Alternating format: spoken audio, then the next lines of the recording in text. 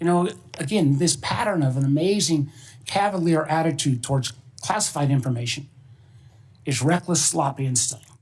U.S. Senator Mark Warner and his fellow Democrats slammed President Donald Trump's National Intelligence Director Tulsi Gabbard and his CIA Director John Ratcliffe on Tuesday, after a journalist from The Atlantic was inadvertently included in a secret group chat where highly sensitive war plans were disclosed. Senator, I'll reiterate that there was no classified material that was shared. Gabbard and Ratcliffe, both of whom were in the chat, testified before the Senate Intelligence Committee that no classified material was shared on the Signal messaging app. But Democrats on the panel, including Senator Michael Bennet, voiced skepticism about that claim. This sloppiness, this incompetence, this disrespect for our intelligence agencies and the personnel who work for them is entirely unacceptable. It's an embarrassment. Senator, you need to do better. You need to do better. The Atlantic editor-in-chief, Jeffrey Goldberg, reported on Monday that Defense Secretary Pete Hegseth posted operational details in the group chat about pending strikes against Iran-backed Houthis in Yemen.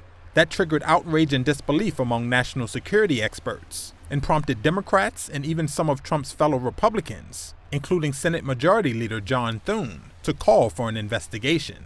Democratic Senator Ron Wyden called on Hegseth and Trump's national security advisor Michael Waltz to resign.